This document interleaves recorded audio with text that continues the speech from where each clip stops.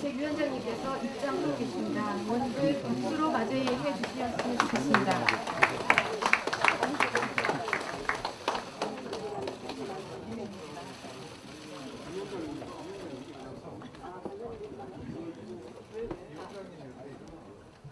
네, 그럼 지금부터 의원총회를 시작하도록 하겠습니다.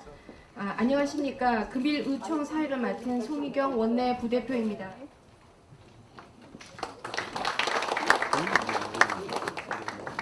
네, 금일의총은 비상대책위원회 운영에 관한 사안 논의를 위해서 소집되었습니다. 저희 속에서도 또 바쁘신 중에서도 의총에 참석해 주신 선배 그리고 동료 의원님들께 감사의 말씀을 드립니다. 그럼 지금부터 132차 의원총회를 시작하도록 하겠습니다. 먼저 국민의례가 있겠습니다. 모두 자리에서 일어나 전면의 국기를 향해 주시기 바랍니다. 국기에 대하여 경례!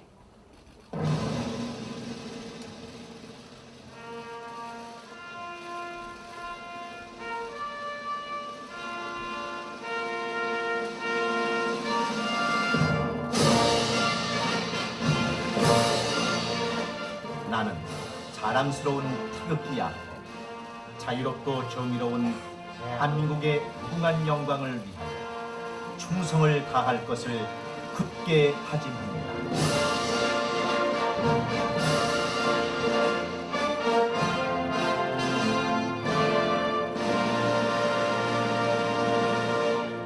바로 이하 의식은 생략하도록 하겠습니다. 모두 자리에 앉아주시기 바랍니다. 먼저 오늘 의원총회에 모두 말씀 있으시겠습니다. 김성태 원내대표님을 자리로 모시도록 하겠습니다. 여러분 힘찬 박수로 맞이해 주시기 바랍니다.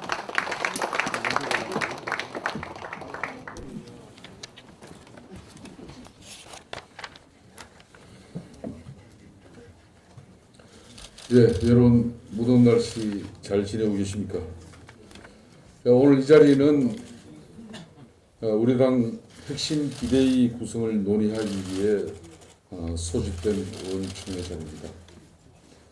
의총에 들어가기 앞서 유명을 달리한 정의당 노회찬 원내대표의 영전에 다시 한번 명복을 빕니다. 어제 불시에 날아든 충격적인 비보의 여파가 아직 채 가시지 않았습니다. 노동자 서민 취약계층, 소외계층을 위해서 일생을 바쳐온 고인이 어떤 경우로든 드루킹 게이트에 연루된 정황 하나만으로도 스스로를 용납하기 어려웠을 것이라고 생각됩니다. 애통하고 안타까운 마음 그지없습니다. 정권의 조직적인 방해와 증거인멸, 사건 축소, 은폐 조작 시도로 정작 게이트에 몸통이 비껴서 있는 동안 그 불경이 어쩌다 고인의 옮겨 붙게 된 부분에 대해서 안타깝게 생각하지 않을 수 없습니다. 뒤늦은 이야기입니다만은 애초부터 수사의 칼날이 게이트 몸통을 향해서 정확하게 정조준되었으면 하는 아쉬움이 너무도 큽니다. 하지만 물은 이미 엎질러져 버렸고 사태가 이렇게까지 참담한 지경에 이르게 된 만큼 이제라도 드루킹 게이트의 실체를 명확히 밝히는 일이 고인의 명예를 회복하는 데 조금이라도 위안이 될 것입니다. 그 진실이 끝내 밝혀지지 않는다면 그것이야말로 고인의 명예를 두 번 훼손하는 일이 될 것입니다. 지난 대선 드루킹 일당이 매크로를 통해서 댓글 여론 조작한 드루킹 댓글 조작의 본질, 그 실체적 진실이 반드시 밝혀져야 할 것입니다. 다시 한번 삼가 고인의 명복을 빕니다. 지난 17일 우리 당 전국위원회에서 김병준 위원장께서 핵심 비대위원장으로 추인되고 일주일이 지났습니다. 지난 일주일 동안 우리 당이 단합된 모습으로 체제를 정비하고 자리를 잡아가게 된 데 대해 김병준 위원장님을 위시하여 우리 당 의원 동지 여러분에게 깊이 감사드립니다. 긴 상고의 끝에 우리 당이 핵심 비대위 체제로 출범하면서 비로소 쇄신과 혁신의 대장정을 시작하게 된 만큼 이제 우리도 치열한 토론과 논쟁을 통해 당의 노선과 방향성을 현실에 맞게 재정립해 가도록 해야 할 것입니다.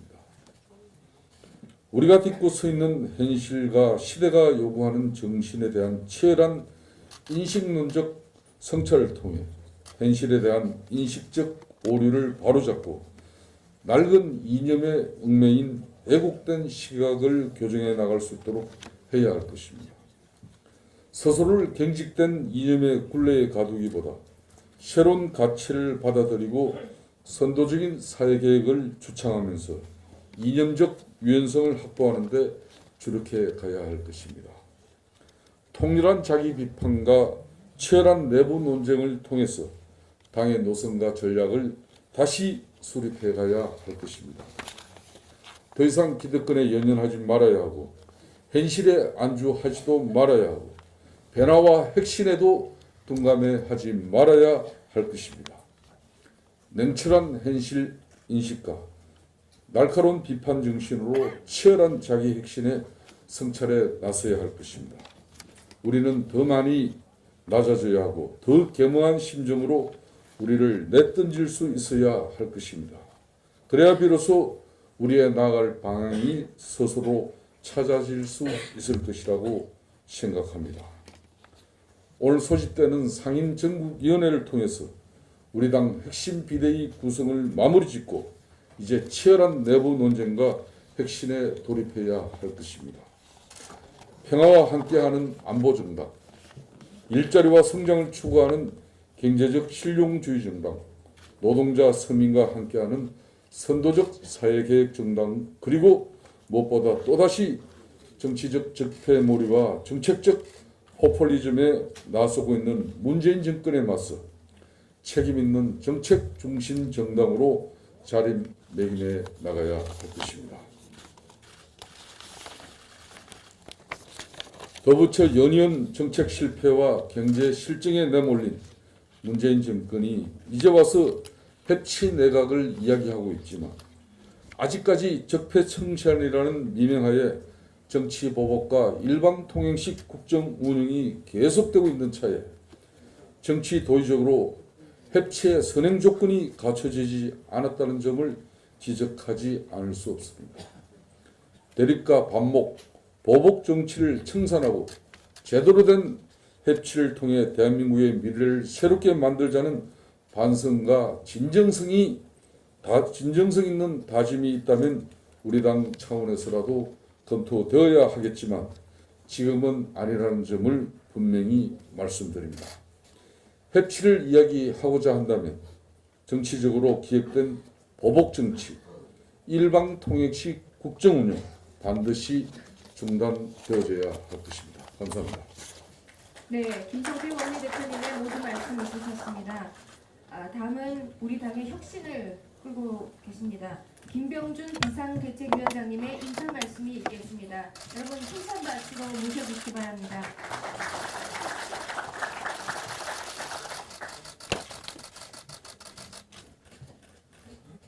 예, 김병준입니다. 목이 좀 잠겨서 듣기에 불편하실 것 같아서 죄송합니다. 일주일이 지났습니다. 제가 일주를 받은 지. 그 일주일 동안 여러 가지 고민을 하고 또 여러 가지 생각도 많이 하고 또 많은 말씀도 듣고 그랬습니다. 그러면서 거듭 제가 느끼는 것은 특히 어제 제가 노회찬 의원 상가를 다니면서 그런 생각을 했습니다. 우리 정치가 너무 답답하고 또 한편으로는 참 비극적이고 왜 이럴까? 왜 이렇게 우리 정치에 이런 일들이 자꾸 생길까? 하는 생각을 아주 깊이 해보았습니다. 그러면서 늘 생각하는 이야기입니다만 대한민국 정치에서 제가 보면 큰 세 가지 모순이 있다고 저는 생각을 합니다. 하나는 이 정치 권력이나 국가 권력으로 뭐든지 아무데나 개입해서 국가 권력으로 우리 사회와 경제를 디자인하고 하겠다는 그런 생각들, 소위 국가 주도주의라는 큰 병폐가 우리 사회에 자리 잡고 있습니다. 이게 어제 오늘의 이야기가 아니고 저는 한 5천 년의 역사가 그렇다고 생각을 합니다. 정도의 차이만 있을 뿐 꾸준히 내려왔고 지금도 여전히 저는 국가주의적 틀이 우리 속에 지금 자리 잡고 있다고 봅니다. 그 다음에 또 하나의 문제가 권력을 잡고 나면은 그 권력을 굉장히 폐쇄적으로 운영하는 그런 패권주의 문화가 우리 사회에 있다고 저는 봅니다. 우리 정치 속에. 그리고 또 하나가 이 대중영합주의입니다. 전혀 말하자면 국가 권력이 오히려 아니면 정치 권력이 또 정치 집단이 국민들이나 역사에 앞서서 가지 못하고 늘 그 여론이나 그렇지 않은 이제 민심을 쫓아가기에 바쁜 그런 모습들을 보이고 또 여러 가지 그런 입장에서 정책들을 내놨다고 생각을 합니다. 민심은 존중해야 되고 여론도 존중해야 되고 끝없이 존중하고 또 살피고 살펴야 될 일이지만 그 민심과 여론 속에 미래 발전을 위한 비전과 전략이 다 있는 것은 아니다라고 저는 생각을 합니다. 그런 점에서 굉장히 경계할 부분인데 우리 정치권이 그동안 그렇게 그냥 따라가기에 바빴지 않았나 이런 생각을 합니다. 그런 큰 모순들, 지금 제가 3가지를 이야기를 드렸습니다만 그런 모순들의 결과가 어제와 같은 그런 비극적인 일도 만들어내고 그러지 않나 싶습니다.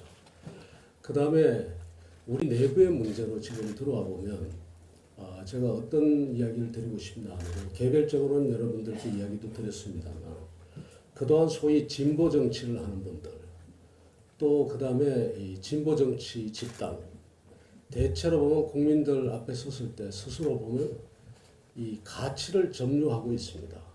소위 인권, 상생, 환경, 평화, 통일 같은 가치를 점유하고 있다. 근데 그 가치를 실현할 역량을 가졌느냐? 그것은 아닙니다. 그것은 아시다시피 상생의 가치만 하나 보더라도 상생을 실현하겠다라고 내놓은 정책들이 오히려 양극화를 더 심화시키고 있고 우리 사회를 더더욱 그 갈등의 그러한 구조 속으로 몰아가고 있는 것을 지금 현재 우리가 지금 보고 있습니다. 평화라는 가치를 이야기를 하지만 평화라는 가치는 무엇을 위한 것인가 하면 평화라는 가치도 궁극적으로는 우리를 잘 살게 하기 위한 것이 평화인데 과연 지금 정부가 이야기하는 평화를 우리가 다 따라갔을 때 과연 우리가 잘 살게 될 것인가? 평화는 반드시 추구해야 될 가치지만 평화 그 자체가 우리의 삶이 더 잘 사는 삶을 보장하지는 않거든요. 예컨대 지금 정말 남북관계가 아주 더 발전적으로 앞으로 나아가서 정말 남과 북이 교류가 돼서 자유롭게 오간다고 우리가 이야기를 하면은 남쪽에 있는 제조업이 어디로 이동할 것이며 북쪽에 있는 노동력이 어디로 이동할 것인가. 아마 여러분들 속에 틀림없이 그 그림이 그려질 겁니다. 자본에게는 굉장한 기회가 주어지겠지만 우리 사회에 힘들고 어렵게 사는 노동이나 저소득 근로자들한테는 어떤 일이 벌어질지 모르는. 근데 거기에 대한 그러면 대응책을 가지고 지금 현재의 평화를 이야기를 하고 평화체제를 이야기하냐. 그건 아닌 것 같단 말입니다. 아무리 찾아봐도. 그러니까 제가 드리는 말씀은 뭔가 그러한 가치를 실현할 역량과 능력을 가지지 못하면서도 일단은 가치를 점유하고 있기 때문에 그 이미지로서 젊은 세대와 그 다음에 이 중년 세대들에까지 심지어 노년 세대들에까지 그런 영향을 미치고 있다. 근데 자유한국당을 비롯한 지금 소위 보수정당이라고 하는 이 집단은 그렇지 못한 경우가 많았다는 겁니다. 무슨 가치를 점유하고 있느냐. 오랜 앞서 그 원내대표님께서도 이야기를 하셨습니다만 어떤 안보 제일주의의 어떤 그런 철학에 그대로 매여 있다거나 그렇지 않으면은 또 60년대, 70년대, 80년대의 조국 근대화라든가 이런 이미지를 여전히 가지고 그 위에 역사의 발전에 따르는 새로운 가치를 점유하지 못했다라고 저는 봅니다. 그래서 저는 감히 지금 이 자리에서 이야기를 드립니다. 결국 지금 혁신 비대위가 제일 먼저 해야 될 일은 역사의 흐름에 맞는 그리고 우리의 국가 발전에 있어서 대단히 중요하고 우리가 반드시 가져야 할 그 가치를 정립하는 문제를 저는 심각하게 고민했으면 합니다. 제가 그동안 만들어진 강령이나 그 다음에 당 혁신 방안에 대해서 수차례 읽었습니다. 그 속에 사실은 좋은 말들이 다 있습니다. 그런데도 불구하고 왜 그것이 지금 국민들에게 알려지지 않고 그것이 실현되지 않는가 하면은 지금 여기에 계신 분들이나 저나 다 마찬가지로 그것을 체화하지 못했기 때문에 내 것으로 만들지 못했기 때문에 내 입으로 나가지 않고 내 행동으로 나타나지 않고 실질적으로 좋은 가치는 그 속에 지금 없지 않아 있습니다. 그러면 어떻게 할 것인가? 결국은 우리가 지금 서로 논의하고 아까 원내대표님 이야기하셨습니다만 치열한 토론과 논박과 공방을 거쳐서 그 가치를 우리 속에 체화시켜야 된다고 생각합니다. 그래서 어떤 탈국가주의에 국가가 아닌 정말 5,000년 동안 내려오던 그 국가주의의 문화를 지금 이 순간 우리가 단절하고 그 5,000년을 뛰어넘는 지금 새로운 시대를 열어야 되겠다는 그 사명감과 그런 것이 내 가슴 속에서 불타야 되고 또 그 다음에 이런 대중영합주의라든가 이런 것을 벗어나서 정말 우리 사회의 합리주의가 새롭게 일어날 수 있도록 하는 그런 부분과 관련해서 내 가슴이 뛰어야 되고 내 가슴이 불타야 된다. 그래야지만 지금 국민들을 설득할 수 있고 또 그 다음에 국민들에게 우리 미래를 약속할 수 있다고 봅니다. 저는 그런 작업을 지금 의원님들께서 해주셨으면 하고 또 그 다음에 저도 원내로 원 밖으로 쫓아다니면서 그런 일을 하려고 그럽니다. 그런 다음에 그런 가치와 깃발을 제대로 세운 다음에 그 가치와 깃발에 있어서 이 중에 계신 분들이 저는 그런 분이 계시지 않으리라고 생각합니다만 나는 도저히 저러한 가치와 저 문화를 나는 따라갈 수가 없다. 또 그 다음에 누가 봐도 저분이 하는 행동은 지금 당이 새롭게 세운 어떤 가치나 그 기치에 어울리지 않는다. 라고 하게 되면은 우리가 아마 스스로들 경계를 해가면서 여긴 도저히 이 당엔 내가 몸을 담을 수가 없다 하는 분은 스스로 떠날 것이고 또 그 다음에 어울리지 않는다라고 결론이 내려진 분에 대해서는 아마 여러 가지의 제가 하는 것이 아니라 여러 가지 시스템에 의한 여러 가지의 이 결과나 결론들이 있지 않을까 그렇게 생각을 합니다. 그러기 위해서 그와 관련된 시스템을 확립하고 또 가치를 세우고 하는 일들을 해나가고 그러면서 마지막에 가서는 원내외의 여러 의견들을 모아서 필요하다면 당헌 당규와 이런 부분들을 정비하고 그렇게 해서 새로운 기치와 깃발 아래 그 기치와 깃발을 더욱더 분명히 하고 그 가치를 실현하겠다고 하시는 분들끼리 정말 당대표라는 그런 큰 자리를 놓고서 서로가 경쟁을 하는 그래서 이 당에서 어느 계파 또 어떤 계열 하는 이런 문화가 사라지는 저는 그렇게 생각합니다. 자르고 버리지 못할 때는 세워서 덮어야 된다. 새로운 것을 세워서 새로운 통합의 길을 열어가는 것 그것이 제가 할 일이고 우리 모두가 할 일이라고 그렇게 생각합니다. 길게 말씀드려 죄송합니다. 더 자세한 말씀은 뵙는 대로 제가 더 이야기를 드리도록 하겠습니다. 감사합니다. 네, 김병준 비상대책위원장님의 일단 말씀 있으셨습니다. 말씀 감사드립니다. 다음은 함진규 정치위 의장님으로부터 정책 보고가 있으시겠습니다. 예, 함진규입니다.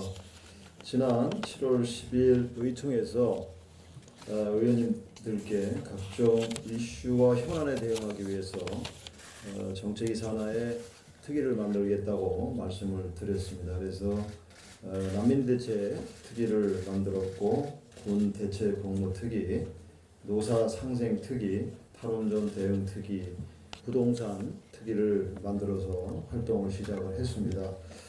지난주 7월 19일 날 군 대체복무특위 주관으로 군 대체복무제 도입과 관련돼서 정책 토론회를 개최를 했습니다. 지금까지 대체복무제 관련 진행 상황 및 주요 쟁점들을 짚어보고 병역법 개정을 위한 공감대를 형성하는 자리를 가졌습니다. 그리고 이제 또한 현 정부의 소득주도 성장의 결과로 나타나고 있는 경제위기 상황 진단을 하고 바람직한 대안을 모색하기 위해서 어제 7월 23일 날 오전 당 정책위와 여의도 연구원 공동 주최로 경제대책특위에서 빨간불 켜진 한국경제 해법은 없나? 라는 대토론회를 실시를 했습니다. 그리고 어제 오후에는 또 연일 폭염이 기승을 부리고 있는 가운데 문재인 정부의 탈원전 정책에 따른 전력수급 비상사태와 관련해서 문제점을 짚어보고 합리적인 국가 에너지 정책을 수립하기 위해서 탈원전 1년 무엇이 문제인가라는 주제로 토론회를 또 개최를 했습니다. 그리고 오는 26일에는 정부의 주택, 부동산 정책에 대해서 국민들이 많은 불편과 불만을 토로하고 계신데 이와 관련해서 국민 누구나 참여하여 발언할 수 있는 주택, 부동산 국회 국민청원 대토론회를 마련해서 생생한 현장의 목소리를 가감없이 청취하는 자리를 마련했습니다.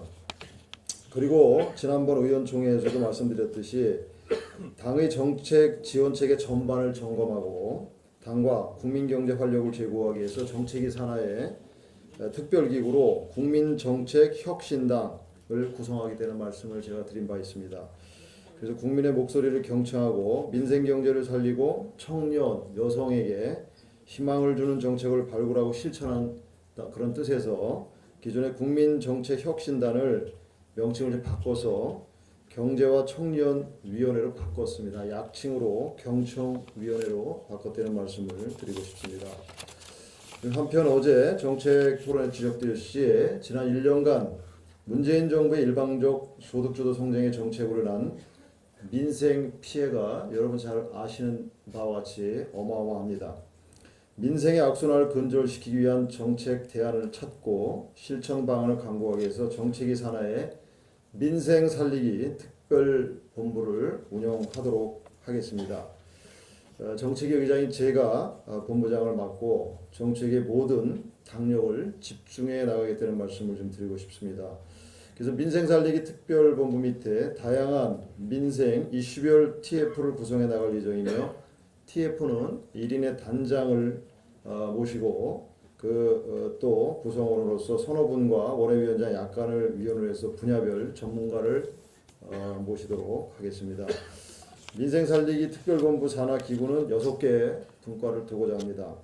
총괄 기획의 성격을 띠고 있는 민생점검 TF, 두 번째는 소득주도 성장의 핵심인 최저임금과 관련해서 문제점을 살피고 대책을 마련하는 최저임금 TF, 세 번째 규제 일변도의 부동산 정책으로 인한 국민의 성난 민심을 정책으로 담아내기 위한 부동산 TF, 네 번째 알바생 월급보다 못한 수입을 올리며 폐업 위기와 생존의 이유를 갖고 계신 자영업 사장들의 어려움을 살펴드리기 위한 자영업 TF, 다섯 번째 원가 경쟁력을 유지하지 못한 채 등에 떠밀려 해외로 나가고 있는 중소기업의 고통을 덜어드리기 위한 중소기업 지원 TF, 여섯 번째 치솟는 물가를 잡아 서민 경제를 지키기 위한 생활물가 점검 TF를 만들도록 하겠습니다. 이와는 별도로 원내 대책회에서도 말씀을 드렸습니다만 별도로 현재 정부에서 국민연금, 건강보험, 고용보험기금, 주택도시기금 등 각종 연금과 기금을 정권 쌈짓돈 마냥 생각하고 쓰고 있는 것을 막기 위해서 연기금 지키기 특위를 만들어서 두 분의 의원님들을 공동위원장으로 모실 예정입니다.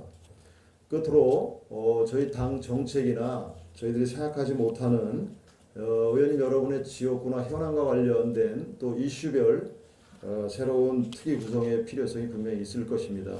그럴 때마다 의원님 여러분께서 특위 명칭까지 아예 정하셔서 우리 정책위에 말씀해 주시면 충분히 활동할 수 있도록 최대한 뒷받침을 드리겠다는 말씀을 드립니다. 감사합니다.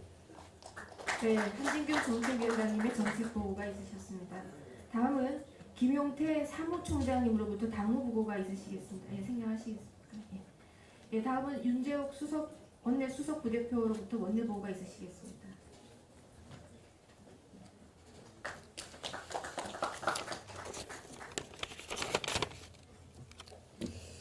원내사항 보고 드리겠습니다. 지금 대법관 후보자 임명과 관련된 청문회가 지금 열리고 있습니다. 23일부터 25일까지 3일 동안 진행이 됩니다. 법사위 위원들만으로 청문회를 준비하기에 조금 일손이 딸려서 우리 최교일 의원님 또 부대표 중에 김성희, 송희경, 이철규, 곽상도, 정유섭 의원님에서 6분이 법사위를 지원해서 지금 청문회를 하고 있습니다. 경찰청장 후보자 청문회는 어제 끝났고 오후에 보고서가 채택이 되었습니다. 26일 본회의 관련해서 보고를 드리겠습니다. 본회의에서 26일 날 국회법 개정으로 교육위원회와 문화체육관광위원회가 분리됐기 때문에 26일 날 상임위원장 선거가 있습니다. 그리고 대법관 김선수, 노정희, 이동원 후보자에 대한 임명동의안에 대한 표결 처리가 있습니다. 그래서 본회의 전에 의총을 열어서 의원님들 의견을 수렴하고 또 법사위 간사인 김도욱 간사로부터 청문 경과 보고를 받은 연후에 당의 입장을 정해서 표결에 임하도록 하겠습니다. 또 당일날 우리 당에서 추천한 국가인권위원회 위원 또 민주당이 추천한 국민권익위원회 위원에 대한 선출도 있을 예정입니다. 지금 여야 수석 부대표 간의 협상이 진행 중에 있습니다. 특위 구성안과 관련된 건입니다. 에너지 특위, 정계 특위, 남북 경제 특위, 사법계획 특위, 4차 산업혁명 특위 구성안과 관련해서 지금 협상 중에 있습니다만은 법안심 사건을 줄 것인지 여부와 관련돼서 조금 협상이 아직 타결이 안 되고 있습니다. 특위가 구성이 다 되면은 의원님들께 희망하는 의원님들을 파악해서 수요에 맞게 각 특위에 배정하도록 하겠습니다. 상임위 법안심사 소위와 관련돼서 보고 드리겠습니다. 법안심사 소위위원장이 지금 여야 간에 그 협상 중에 있습니다. 지금 현재 평화와 정의의 모임을 교섭단체로 우리가 상정을 하고 협상을 하면은 법안 소위가 민주당이 11, 우리가 10, 또 바른미래당 2, 평정모임 2 이렇게 배분이 되고 만약에 평화정의 모임을 교섭단체로 인정을 하지 않게 되면은 민주당이 12, 우리가 10, 바른미래당이 3 이렇게 소위원장 배분 정수가 그렇게 비율이 되어 있습니다. 그래서 이 10개 법안심사 소위를 우리 당 몫인데 우리 당이 중요하고 또 꼭 필요한 법안 소위 위원장이 배분될 수 있도록 협상에 최선을 다하고 이 소위 위원장 구성이 협상이 타결이 되면은 각 상임위원회 간사님들이 법안 소위 또 다른 소위를 같이 구성해 주시면 되겠습니다. 이상으로 원내보고 마치겠습니다. 네, 감사합니다. 지금 순서부터는요 비공개로 전환하도록 하겠습니다. 언론인과 보좌진 여러분들 협조를 부탁드리겠습니다.